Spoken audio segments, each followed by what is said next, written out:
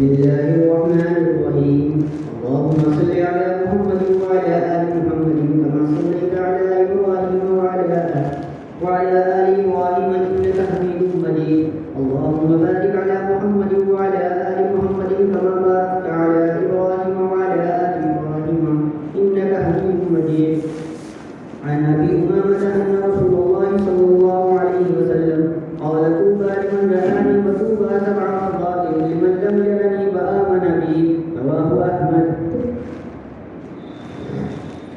بسم الله الرحمن الرحيم الحمد لله رب العالمين والصلاة والسلام على سيد الأنبياء والمرسلين وعلى آله وأصحابه وأزواجه وذرياته وعلماء أمته أجمعين أما بعد.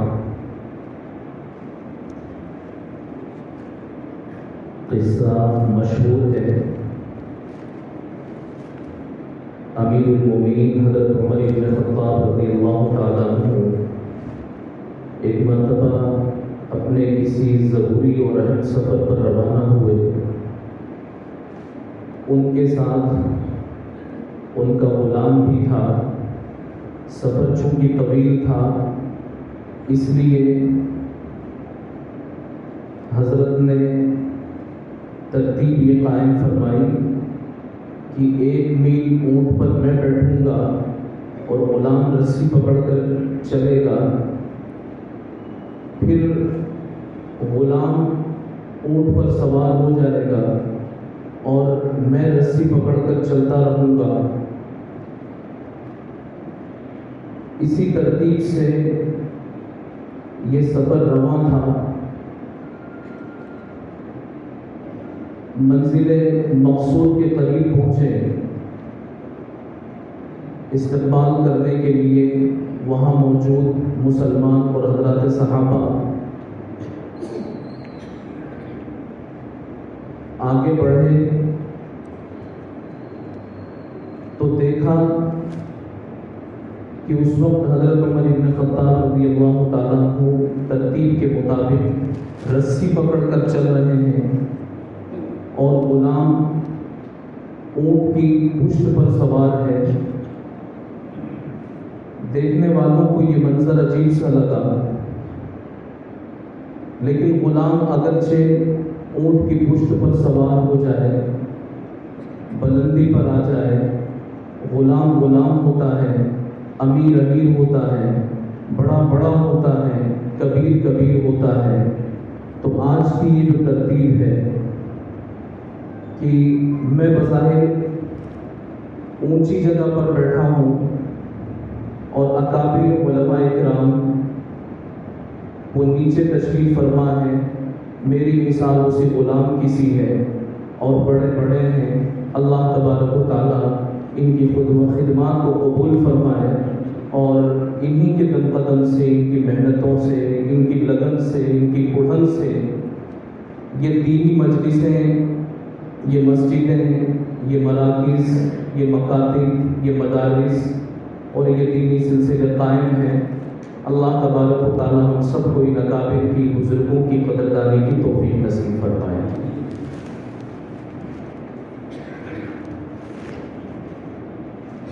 ہمارے اکابر کا، مشائخ کا، بزرگوں کا معمول ہے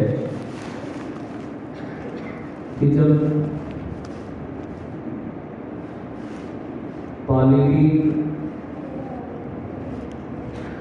یا سامعین حدیث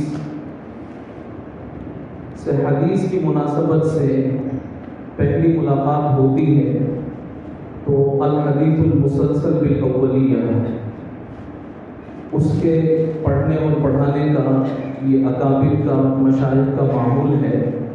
میں اس معمول کو برقرار رکھتے ہوئے، بزرگوں کی روایت کو ملحوظ رکھتے ہوئے الحدیث المسلسل بالاولیہ آپ کے سامنے پڑھتا ہوں. حضرت عبداللہ ابن عمرو بن عاص رضی اللہ تعالیٰ عنہ سے منقول ہے، فرماتے ہیں کہ رسول اللہ صلی اللہ علیہ وسلم نے فرمایا الراحمون یرحمهم الرحمن ارحموا من فی الارض یرحمکم من فی السماء. الحدیث المسلسل بالاولیہ اس کا مطلب یہ ہوا کہ پہلی مرتبہ جب بھی حدیث کی نسبت سے ملاقات ہوتی ہے تو کسی حدیث کو پڑھنے کا اور پڑھانے کا ہمارے اکابر کا اور بزرگوں کا معمول ہے، بہت مبارک معمول ہے، ایک تسلسل ہے، سلسلہ ہے برکتوں کا، نسبتوں کا، سعادتوں کا اور نبی علیہ الصلوۃ والسلام کے ساتھ ربط کے قائم ہونے کا۔ اس میں سمجھنے کی جو چیز ہے وہ یہ ہے کہ جب پہلی ملاقات ہو رہی ہے کسی محدث کی یا کسی شیخ کی طالبین حدیث سے، حدیث پڑھنے والوں سے، تو اس حدیث کا انتخاب کیوں کیا گیا؟ ظاہر ہے کہ پہلے تو طہارت کی باتیں ہونی چاہیے، نماز کی باتیں ہونی چاہیے، روزے کی باتیں ہونی چاہیے، عبادات کی باتیں ہونی چاہیے، معاملات کی باتیں ہونی چاہیے اور اسلام کے ضروری امور پر تبادلہ خیال ہونا چاہیے۔ لیکن ان تمام مباحث کو چھوڑ کر اور اس طرح کی روایات کو چھوڑ کر اسی روایت اور اسی حدیث کو پڑھنے اور پڑھانے کا اور اسی کے ساتھ تسلسل قائم کرنے کا معمول کیوں رہا؟ تو اس حدیث میں ہے الراحمون یرحمہم الرحمن، کہ جو آپس میں رحم و کرم کرنے والے، محبت سے رہنے والے، مہربانی اور نرم رویہ اختیار کر کے رہنے والے لوگ ہیں، یرحمہم الرحمن، رحمان بھی ان کے ساتھ رحم و کرم کا معاملہ کرتا ہے اور رحمان بھی ان کے ساتھ نرمی کا معاملہ کرتا ہے۔ اور پھر حکم فرمایا گیا ارحموا من فی الارض، جو زمین میں ہے تم زمین والوں پر رحم کرو، یرحمکم من فی السماء، آسمان والا تم پر رحم کرے گا۔ تو جو سب سے پہلی تعلیم دی جاتی ہے احادیث کے طالبین کو وہ رحم و کرم کی، کہ نبی پاک علیہ السلام کا یہ فرامین کا مسودہ پڑھ کر یا احادیث کی دیگر کتابیں پڑھ کر جب امت کے درمیان جائیں تو نرم رویہ رکھیں، رحم و کرم کا اور مہربانی کا معاملہ کریں اور نبی علیہ الصلوۃ والسلام کی صحبت کو گلے لگائیں، بے دینی پر ترس کھائیں اور جو نسبتیں اکابر سے حاصل ہوئی ہیں وہ نسبتیں امانت داری کے ساتھ اپنے دینی بھائیوں کو پہنچائیں۔ یہ جو حدیث پاک ہے ابھی پڑھی گئی، ابو امامہ رضی اللہ تعالیٰ عنہ سے منقول ہے۔ ہم تمام حاضرین کو اس پر نبی پاک علیہ الصلوۃ والسلام کا شکر گزار رہنا چاہیے۔ آپ علیہ السلام کے مزاج میں ایک چیز ہے، آپ نے بھی اسے سنا ہوگا اور بار بار سنا ہوگا کہ ہر ایک کو یہ محسوس ہوتا تھا کہ نبی علیہ السلام سب سے زیادہ مجھ سے محبت کرتے ہیں۔ تو جیسے اس زمانے میں سب کو یہ محسوس ہوتا تھا، آپ علیہ السلام کی یہ کیفیت اب تک برقرار ہے۔ وہ جو حاضرین تھے نبی علیہ السلام کے زمانے کے مسلمان حضرات صحابہ، انہیں یہ لگتا تھا کہ نبی علیہ السلام سب سے زیادہ محبت ہم سے کرتے ہیں، اور آج کے مسلمان اگر نبی علیہ السلام کا یہ کلام سنیں گے جبکہ ہم 1450 سال کے فاصلے پر ہیں تو ہمیں ایسا لگے گا کہ نبی علیہ السلام ان سے اور سب سے زیادہ ہم ہی سے محبت فرماتے ہیں۔ حدیث میں ذکر کیا گیا کہ رسول اللہ صلی اللہ علیہ وسلم نے فرمایا مبارکباد ہو اس کو اور خوشی کا مقام ہے اس کے لیے، لمن وآنی، جس نے مجھے دیکھا۔ اور آگے فرمایا کہ 7 مرتبہ مبارکبادیاں ہوں اور 7 مرتبہ خوشی کا مقام ہے اس کے لیے جس نے مجھے نہیں دیکھا اور پھر بھی مجھ پر ایمان لایا۔ یعنی ہم اور آپ کو نبی علیہ السلام کہ ہم آپ کے زمانے سے بظاہر دور ہیں، لیکن ہمیں آپ 7 مرتبہ مبارکبادیاں بیان فرما رہے ہیں کہ وہ لوگ کہ جنہوں نے مجھے نہیں دیکھا پھر بھی مجھ پر ایمان لے کر کے آئے، ان کے لیے 7 مرتبہ مبارکبادیاں ہیں، ان کے لیے 7 مرتبہ خوشیوں کا مقام ہے۔ درود شریف پڑھ رہے ہیں وقت اللہم صلی علی سیدنا و مولانا محمد وعلی آل سیدنا و مولانا محمد مبارک وسلم۔ کامیابی ہے نبی علیہ السلام سے قربت اختیار کرنے میں اور آپ سے قریب ہونے میں۔ نبی علیہ السلام کا قریبی کون ہے؟ بار بار مدینہ المنورہ حاضری دینے والا، اور ایک مرتبہ کے بعد دوسری مرتبہ اور دوسرے کے بعد تیسری مرتبہ اور پھر بار بار جس کو عمرے کی سعادتیں حاصل ہو رہی ہوں، حج کی سعادتیں حاصل ہو رہی ہوں، اور وہ نبی علیہ السلام کے روزے پر حاضری دے رہا ہو، تو یہ نبی علیہ السلام سے قرب کی علامت نہیں ہے، بلکہ نبی علیہ السلام سے قرب کی علامت ہے کہ دیکھا جائے کس کی زندگی میں اتباع سنت زیادہ ہے۔ بہت سی مرتبہ ایسا ہوتا ہے کہ بار بار نبی علیہ السلام کے روزے پر جا کر سلام پیش کرنے والا، آپ کے روزے کی زیارت کرنے والا اور وہاں حاضری دینے والا، اس کو وہ مقام نہیں مل پاتا جو نبی علیہ السلام سے دور رہ کر آپ کی سنتوں پر عمل کرتا ہے، سنتوں کا اتباع کرتا ہے، آپ کی یاد میں اور آپ کے عشق میں تڑپتا رہتا ہے، اس کو وہ مقام حاصل ہو جاتا ہے۔ تو نبی علیہ السلام سے قرب حاصل کرنے کے لیے اصل چیز ہے اتباع سنت۔ اور جب نبی علیہ السلام اتنے زیادہ ہم پر مہربان ہیں تو پھر آپ کی سنتوں کا اتباع اور آپ کے طریقہ کار کی پیروی ہمیں ضرور اختیار کرنی چاہیے۔ اللہ تبارک و تعالی ہمیں توفیق نصیب فرمائے کہ ہم آپ کا اتباع کر سکیں۔ پڑھیے۔ بسم الله الرحمن الرحيم. وعن ابن محيرز قال قلت لأبي جمعة رجل من الصحابة حدثنا حديثا سمعته من رسول الله صلى الله عليه وسلم. قال نعم أحدثكم حديثا جيدا تغدينا مع رسول الله صلى الله عليه وسلم ومعنا أبو عبيدة بن الجراح فقال يا رسول الله أحد خير منا أسلمنا وجاهدنا معه. قال نعم قوم يكونون من بعدكم يؤمنون بي ولم يروني. رواه أحمد والدارمي. وروي الأزين عن أبي عبيدة من قوله قال يا رسول الله أحد خير منا إلى آخره.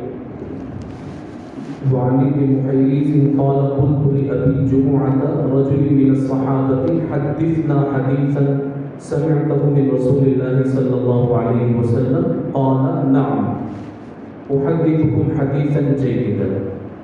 ابن محیریز سے منقول ہے، کہتے ہیں کہ میں نے ابو جمعہ سے، جو کہ صحابہ میں سے ایک محترم شخص ہیں، عرض کیا کہ آپ ہمیں کوئی ایسی حدیث سنائیے جو آپ نے رسول اللہ صلی اللہ علیہ وسلم سے سنی ہو۔ ابو جمعہ کہنے لگے ٹھیک ہے، احدثکم حدیثا جیدا، میں تمہیں ایک اچھی سی حدیث سناتا ہوں۔ ایک تابعی ہیں، وہ ایک صحابی سے کہہ رہے ہیں، صحابی اس کو کہا جاتا ہے جسے نبی صلی اللہ علیہ وسلم کے ساتھ ایمان کی حالت میں کچھ وقت گزارنے کا موقع مل گیا ہو۔ الذین فازوا بصحبۃ النبی صلی اللہ علیہ وسلم مع الایمان۔ اور تابعی اس کو کہتے ہیں کہ جس نے کسی صحابی کے ساتھ ایمان کی حالت میں کچھ وقت گزارا ہو۔ تو ایک تابعی ایک صحابی سے عرض کر رہے ہیں کہ آپ کو نبی علیہ السلام کے ساتھ رہنے کا موقع ملا ہے، کوئی اچھی سی حدیث ہمیں سناؤ۔ تو انہوں نے کہا ٹھیک ہے، میں بہت اچھی حدیث تمہیں سناتا ہوں۔ وہ حدیث کیا ہے؟ دیکھیے، تغدینا مع رسول اللہ صلی اللہ علیہ وسلم۔ ابو جمعہ کہتے ہیں کہ ہم رسول اللہ صلی اللہ علیہ وسلم کے ساتھ صبح کا کھانا کھا رہے تھے۔ ومعنا ابو عبیدہ بن الجراح، اور ہمارے ساتھ ابو عبیدہ بن الجراح رضی اللہ عنہ بھی تھے۔ انہی نے عرض کیا، یعنی ابو عبیدہ رضی اللہ عنہ نے، یا رسول اللہ، ہم سے بہتر بھی کوئی ہو سکتا ہے؟ ہم نے اسلام بھی قبول کیا، آپ کے ساتھ جہاد بھی کیا۔ تو نبی صلی اللہ علیہ وسلم نے فرمایا کہ ہاں، تم سے بہتر بھی کچھ لوگ ہو سکتے ہیں۔ یقولون من بعدکم، وہ لوگ جو تمہارے بعد ہوں گے، یؤمنون بی ولم یرونی، اور وہ مجھ پر ایمان لائیں گے حالانکہ مجھے انہوں نے دیکھا نہیں۔ تو ایک صحابی پوچھ رہے ہیں، اور ایسے صحابی پوچھ رہے ہیں جن کو نبی علیہ السلام نے فرمایا امین هذه الامہ، اس امت کے امین ابو عبیدہ بن الجراح ہیں۔ وہ نبی علیہ السلام سے معلوم کر رہے ہیں کہ ہم سے بہتر بھی کوئی ہو سکتا ہے کہ ہم مسلمان بھی ہوئے، آپ کے ساتھ مسلمان ہونے کی حالت میں وقت گزارا، ہم نے جہاد بھی کیا، ہم سے بہتر کون ہو سکتا ہے؟ کیا کوئی ہو سکتا ہے؟ نبی علیہ الصلوۃ والسلام نے اس سوال کا جواب دیا کہ تم سے بہتر وہ لوگ ہوں گے کہ جو تمہارے بعد آئیں گے، جنہوں نے مجھے دیکھا نہیں اور پھر بھی مجھ پر ایمان لائے۔ تو یہ نبی علیہ الصلوۃ والسلام نے اس امت کے عام لوگوں کی فضیلت بیان فرمائی ہے۔ یہ مشکات شریف کا جو حصہ چل رہا ہے، یہ آخر کے حصے میں پہلے تو نبی علیہ الصلوۃ والسلام کے حالات، ان کے واقعات، ان کے اخلاق، ان کے فضائل، شمائل، خصائل، ان کا تذکرہ ہوا، پھر حضرات صحابہ کا، صحابیات کا، پھر خیر تابعین حضرت اویس قرنی رضی اللہ عنہ کا، پھر تابعین کا، اور پھر آخر کی یہ 12 روایتیں ہیں جو پچھلے صفحے سے شروع ہوتی ہیں اور یہاں تک ہیں۔ اس میں امت کے عام افراد، ہم اور آپ کے حالات اس میں بیان کیے جا رہے ہیں، اور اس میں بہت سی جگہوں پر یہ ہے کہ جس سے بظاہر ایسا لگتا ہے کہ بعد میں آنے والے لوگ یہ ایمان کے اعتبار سے زیادہ فضیلت کے حامل ہوں گے، تو اس میں تو ایسا لگتا ہے کہ حضرات صحابہ سے بھی ہمارا ایمان بڑھ جائے گا۔ یہی جو صحابی سوال کر رہے ہیں کہ ہم سے بہتر کون ہو سکتا ہے، تو نبی علیہ الصلوۃ والسلام نے فرمایا کہ تم سے بہتر وہ لوگ ہوں گے کہ جو تمہارے بعد ہوں گے، مجھ پر ایمان لائیں گے اور مجھے دیکھا نہیں ہوگا، مجھے دیکھا نہیں ہوگا۔ تو اس میں بظاہر ایسا لگ رہا ہے کہ بعد میں آنے والوں کی فضیلتیں پہلے والوں سے زائد ہو رہی ہیں، لیکن یہ ایک جزوی فضیلت ہے۔ اس امت کے بڑے بڑے اولیاء، بڑے بڑے علماء، بڑے بڑے صلحاء، ہزاروں جنید بغدادی اور ہزاروں بایزید بسطامی اور ہزاروں شیخ عبد القادر جیلانی ہزاروں سال تک اگر سجدے میں سر رگڑتے رہے تو بھی اس شخص کے برابر نہیں ہو سکتے کہ جس کو نبی صلی اللہ علیہ وسلم کے ساتھ صحابیت کا ایک لمحے کا بھی شرف حاصل ہوا ہو۔ صحابیت کا شرف یہ بہت اعلیٰ شرف ہے، ہمارے ایمان میں، ان کے ایمان میں، ہمارے مقام میں، ان کے مقام میں زمین اور آسمان، بلکہ کئی زمین اور کئی آسمان کے برابر کا فرق ہے۔ یہ جو فضیلت ہے یہ ایک جزوی فضیلت ہے۔ یہ ایسے ہی ہے جیسے بھی کوئی شخص پورا قرآن کریم پڑھ کر کے مکمل کرے، اور ایک وہ ہے کہ 3 مرتبہ سورہ اخلاص شریف پڑھ لے، تو سورہ اخلاص شریف پڑھ کر کے بھی پورے قرآن کا ثواب مل جاتا ہے، اور پورا قرآن پڑھ کر کے بھی پورے قرآن کا ثواب ملتا ہے۔ تو ثواب تو مل گیا وہاں، لیکن مقام نہیں مل پایا۔ ثواب تو مل گیا، مرتبہ نہیں مل پایا۔ تو یہ ایسے ہی ہے کہ بعض جزوی فضیلت تو مل گئی، لیکن وہ مقام نہیں ملے گا، وہ مرتبہ نہیں ملے گا۔ حضرات صحابہ، ان کا مقام اور ہم سے پہلے والوں کا مقام وہ ہم سے بہت بلند ہے۔ اللہ تبارک و تعالیٰ ان کے مضبوط ایمان کے صدقے میں ہم سب کو بھی ایمان کی روشنی نصیب فرمائے۔ پڑھ لیا۔ بسم الله الرحمن الرحيم. وعن معاوية بن قرة عن أبيه قال قال رسول الله صلى الله عليه وسلم إذا فسد أهل الشام فلا خير فيكم ولا يزال طائفة من أمتي منصورين لا يضرهم من قتلهم حتى تقوم الساعة. قال ابن المديني هم أصحاب الحديث.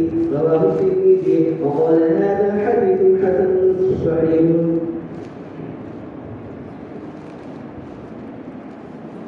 معاویہ بن قرہ اپنے والد سے نقل کرتے ہیں، وہ کہتے ہیں کہ رسول اللہ صلی اللہ علیہ وسلم نے فرمایا، جب اہل شام فساد کا شکار ہو جائیں تو تم میں کوئی خیر باقی نہیں رہے گی، ولا یزال طائفۃ من امتی، اور میری امت میں ہمیشہ ایک جماعت ایسی ہوگی منصورینہ جسے اللہ کی مدد سے نوازا جاتا رہے گا، لا یضرهم من خذلهم، ان کی مدد کو چھوڑنے والا انہیں نقصان نہیں پہنچا سکے گا، حتی تقوم الساعہ، یہاں تک کہ قیامت قائم ہو جائے گی۔ ابن مدینی کہتے ہیں ہم اصحاب الحدیث، اس سے مراد ہے اصحاب حدیث۔ ابھی 2 صفحے پہلے، یہاں سے 2 صفحے پہلے ایک حدیث موجود ہے صفحہ نمبر 582 پر، اور اس مضمون کی کئی حدیثیں موجود ہیں کہ جس میں نبی صلی اللہ علیہ وسلم نے مختلف مقامات کا ذکر فرمایا، تو اس میں شام کا بھی تذکرہ فرمایا. شام موجودہ زبان میں جس کو سیریا کہا جاتا ہے. احادیث میں اس علاقے کے اس خطے کے بڑے فضائل بیان کیے گئے ہیں. تو نبی صلی اللہ علیہ وسلم نے زمین کے اس خطے کے بڑے فضائل بیان فرمائے، لیکن یہ فرمایا کہ جب وہاں فساد پھیل جائے تو پھر وہاں جانے میں تمہارے لیے کوئی خیر نہیں ہے. فساد چاہے اعمال کے اعتبار سے فساد پھیلے یا عقیدتوں کے اعتبار سے، عقیدوں کے اعتبار سے فساد پھیلے. آج کل سیریا کے بہت سے علاقوں میں اہل تشیع کا یعنی کہ شیعوں کا غلبہ ہے. تو فساد پھیل جائے، چاہے عقیدوں کے اعتبار سے فساد پھیلے یا اعمال کے اعتبار سے، نظریات کے اعتبار سے اور کسی اعتبار سے فساد پھیلے، تو پھر تمہارے لیے وہاں کوئی خیر نہیں ہے. یعنی رہنے کے لیے اور ہجرت کرنے کے لیے اور منتقل ہونے کے لیے اس زمین کا انتخاب نہ کرنا. دوسری بات اس حدیث پاک میں لا یزال طائفۃ من امتی، کہ میری امت میں ہمیشہ ایک جماعت ایسی رہے گی کہ اللہ کی طرف سے جس کو مدد سے نوازا جاتا رہے گا. اب مدد سے کیسے نوازا جائے گا؟ اللہ تبارک و تعالیٰ لوگوں کے دلوں کو نرم کر دیں گے اور قبولیت ان کے لیے زمین میں اتار دی جائے گی. لوگوں کے دلوں کو نرم فرما دیں گے اور لوگ ان کے عذر میں اور ان کی تنگی میں اور ان کی مصیبتوں میں، ان کی دشواریوں میں ان کے لیے کام آئیں گے. اس طریقے سے اللہ تبارک و تعالیٰ ایک جماعت کی مدد فرماتے رہے کہ لوگوں کے دلوں کو نرم فرما دیں گے اور لوگ ان کے کام آتے رہیں گے، ان کی مدد ہوتی رہے گی. کوئی شخص اگر مدد کرنا چھوڑ دے تو اس کی وجہ سے ان کا کوئی نقصان بھی نہیں ہوگا. جو چھوڑے گا وہ اپنا نقصان کرے گا. اللہ تبارک و تعالیٰ اس جماعت کی تو حفاظت فرماتے ہی ہیں، اس کو تو نصرت سے نوازتے ہی ہیں، مدد سے نوازتے ہی ہیں. جو لوگ ان کی خدمت میں لگ جاتے ہیں اور جو لوگ ان کی مدد میں اور ان کی اعانت میں لگ جاتے ہیں، اللہ ان کی بھی مدد فرماتے ہیں. اب یہ کہ وہ جماعت ہے کون سی؟ تو ابن مدینی ایک محدث ہیں، وہ فرماتے ہیں کہ وہ اصحاب الحدیث ہیں، یعنی کہ حدیث کی مشہوریت اختیار کرنے والے، حدیث کو پڑھنے والے، حدیث کو سننے والے، حدیث کو پھیلانے والے، حدیث پر عمل کرنے والے. یہ فضیلت ان کے لیے ہے. الحمدللہ اب ملک بھر میں مسجد یہ نظام بنتا جا رہا ہے کہ حدیث پاک کا درس ہوتا ہے. کہیں مشکات شریف کا درس ہوتا ہے، کہیں الترغیب و ترغیب کا درس ہوتا ہے، کہیں ریاض الصالحین کا درس ہوتا ہے. الگ الگ اعتبار سے ائمہ خطبہ اپنے اپنے مدارس میں، اپنی اپنی مساجد میں حدیث مبارک کی کسی کتاب کا درس دیتے ہیں. تو جہاں یہ نظام ہے، اگر ہماری مسجد میں امام صاحب، خطیب صاحب یا محلے کے اور کوئی عالم حدیث پاک کا درس دے رہے ہوں تو اپنی تمام مشغولیتوں کو آگے پیچھے کر کے حدیث پاک کے حلقے میں جڑے اور حدیث پاک کی اس فضیلت کو حاصل کرنے کی کوشش کریں. اور اگر نہیں ہو رہا ہے حدیث پاک کا درس تو مشورہ کر کے، ترتیب بنا کر کے کوئی ایسا نظام قائم کرے کہ حدیث پاک کا درس ہوتا رہے اور ترتیب کے ساتھ میں درس ہو. یہ 5945 احادیث کا مجموعہ ہے جس کو مشکات شریف کہا جاتا ہے، مشکات المصابیح. اس میں پورے دین کا خلاصہ آ گیا ہے.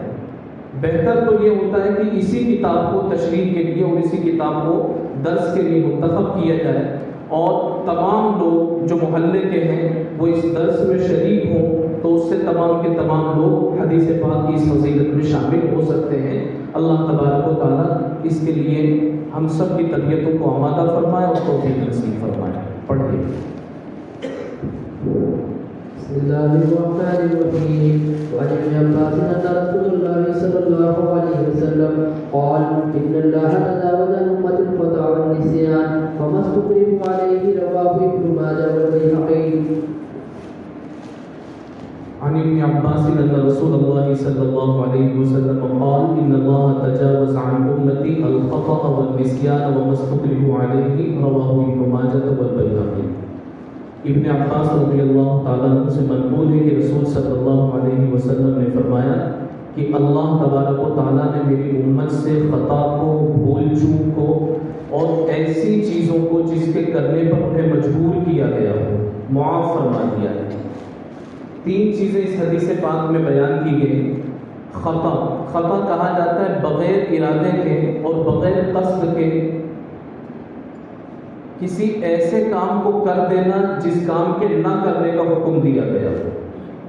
مثلا گناہ کے چھوڑنے کا حکم دیا گیا ہے، لیکن اگر کسی شخص نے غلطی سے کوئی گناہ کر دیا، نسیان بھول کر کے کسی کام کو کر دینا جس کام کے نہ کرنے کا حکم دیا گیا ہو، کسی آدمی نے بھول کر کے اس کام کو کر دیا ہے۔ وَمَسْتُكْرِهُ استکراہ کہا جاتا ہے کہ وہ چاہتا تو نہیں تھا لیکن زبردستی اس سے وہ کام کروا دیا گیا۔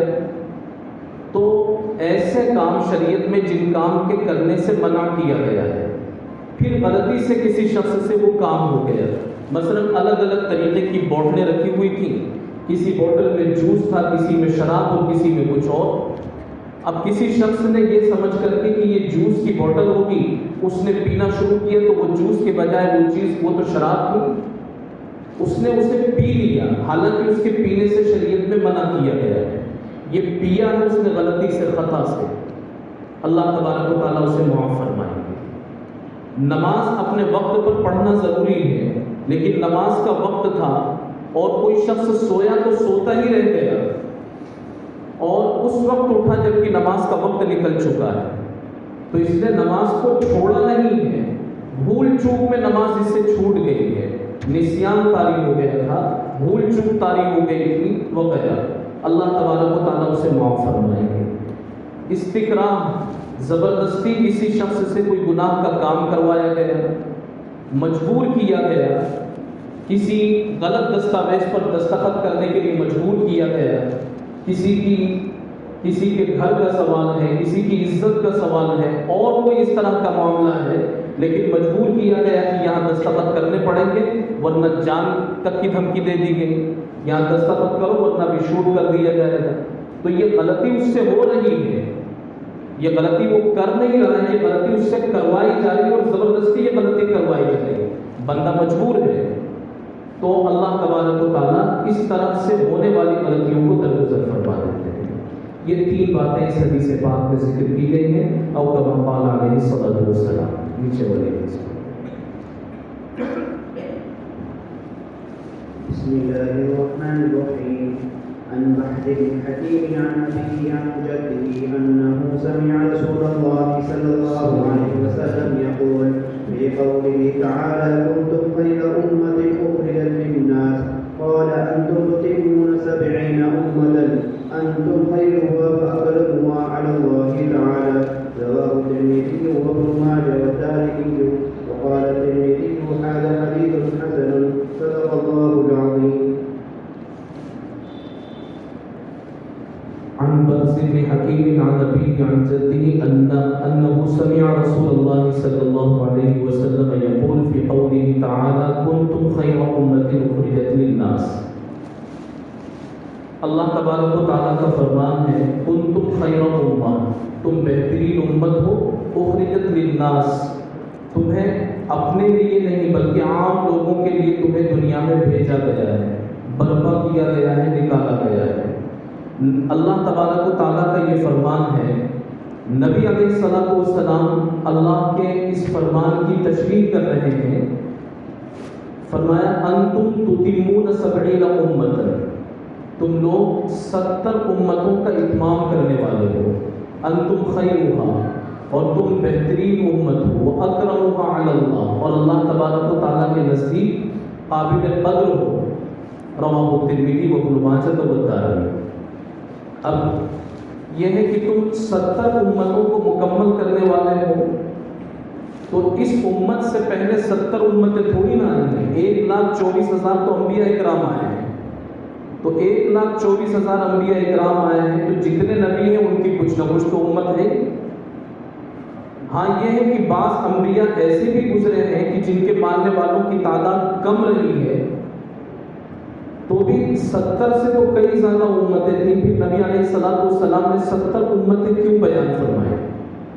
تو 70 امتیں یہ غلبے کے طور پر کہ امتوں میں جو بڑی بڑی امتیں ہیں ان بڑی امتوں کا تم اتمام کرنے والے ہو، اور تم اللہ تبارک و تعالیٰ کے نزدیک بہت قابل قدر ہو۔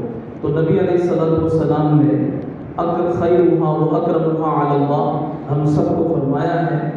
اللہ تبارک و تعالیٰ اس پر ہم سب کی طرف سے نبی پاک علیہ الصلوۃ والسلام کو جزائے خیر نصیب فرمائے، اور جن نیک تمناؤں کے ساتھ انہوں نے ہمیں خیر اور اکرم فرمایا تھا اللہ ہمیں اس کا مصداق بنا دے. وقال الترمذی ھذا حدیث حسن، امام ترمذی فرماتے ہیں کہ یہ حدیث حسن ہے. محدث کبیر امیر المومنین فی الحدیث حضرت مولانا شیخ یونس صاحب جونپوری نور اللہ مرقدہ، وہ مشکات شریف کا جب آخری سبق پڑھاتے اور اس جگہ پر پہنچتے حسن پر، تو فرمایا کرتے تھے کہ صاحب کتاب یہاں سے لطیف اشارہ فرما رہے ہیں حسن سے، آخری لفظ جو ذکر کیا وہ حسن کا، اور وہ طالبین حدیث کو متوجہ کرنا چاہتے ہیں کہ اس کتاب کو لکھتے ہوئے میں نے اپنی نیت کو تو حسن کر لیا تھا، اچھا کر لیا تھا، پڑھتے ہوئے تم بھی اپنی نیت کو حسن بنا لو. تو جب لکھنے والے کی بھی نیت حسن ہو اور پڑھنے والوں کی بھی نیت حسن ہو تو اس کے بعد اس نیکی کا فائدہ حاصل ہوتا ہے. یہ کتاب آپ حضرات نے مکمل کی، 5945 احادیث کا یہ مجموعہ ہے، پورے دین کا تعارف اس کے اندر ہے. پڑھانے والوں کو اللہ تبارک و تعالیٰ جزائے خیر نصیب فرمائے. اور یہ جو نظام ہے، جس نظام کا بھی تفصیل کے ساتھ تعارف ہمارے ناظم صاحب حضرت مفتی سعید صاحب دامت برکاتہم نے، اور ہم سب کے مخدوم حضرت مولانا رئیس الدین صاحب دامت برکاتہم نے، اور خود جن کی یہ فکریں ہیں گرامی قدر حضرت مولانا عبدالحق صاحب دامت برکاتہم، انہوں نے اس نظام کا تعارف کروایا. بہت جامع نظام ہے، فائدہ مند ہے، ہمیں اس نظام سے جڑنا چاہیے. اللہ تبارک و تعالیٰ نے اس دین کو آسان بنایا ہے، دین آسان ہے.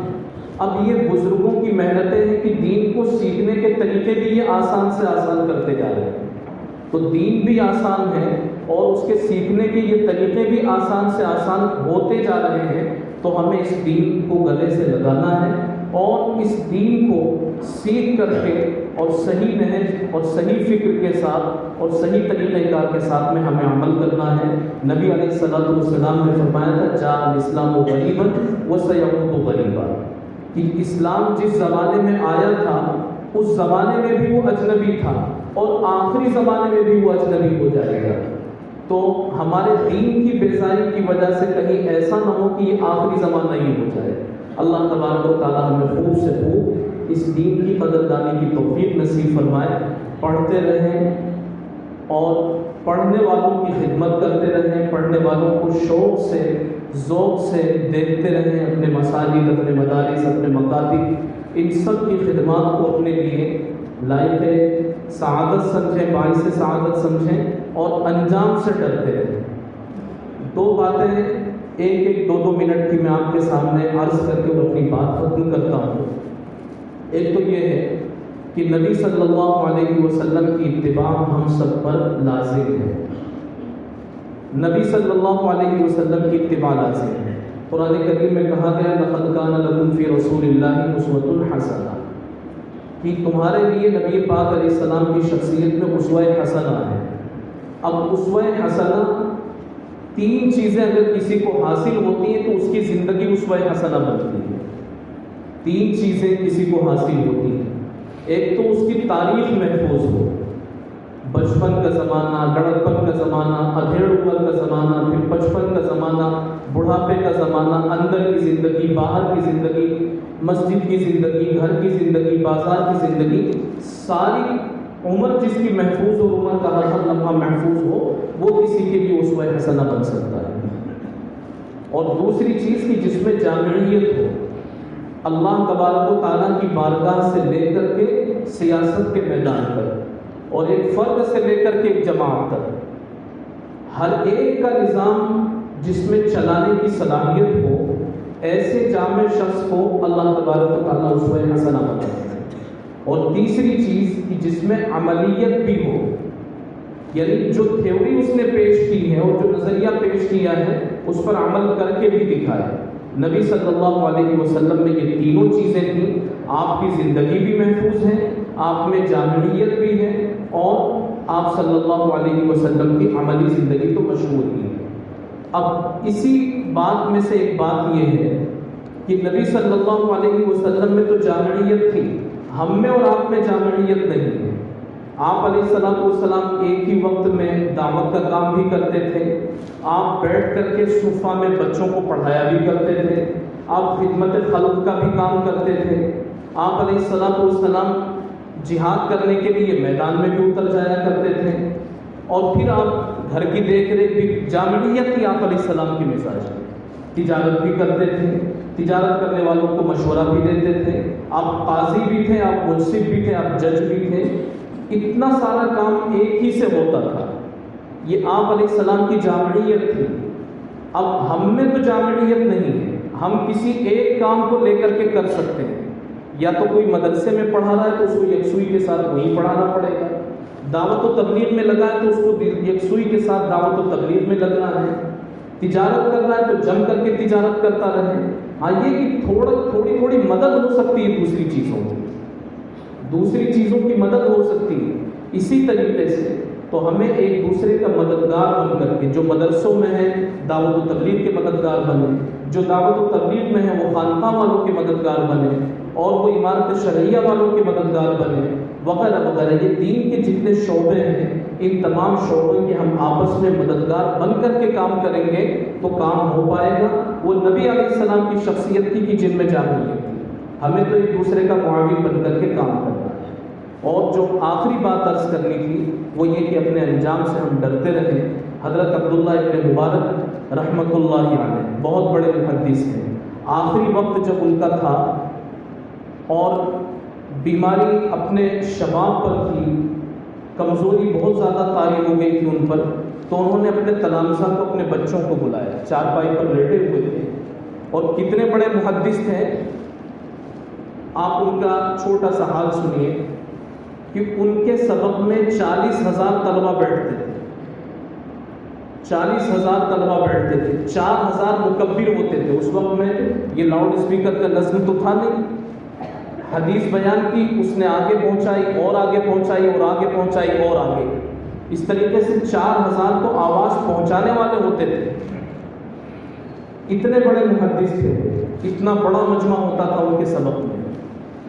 آخری جب وقت تھا، چارپائی پر لیٹے ہوئے تھے اور کمزوری اپنی انتہا کو پہنچ رہی تھی، اپنے شاگردوں کو بلایا اور بلا کر کے یہ کہا کہ میرے بچوں، میرے ہاتھ پاؤں پکڑ کر کے مجھے زمین پر لٹا دو۔ تو انہوں نے کہا کہ اب شاگردوں کی تو چیخیں نکل گئی۔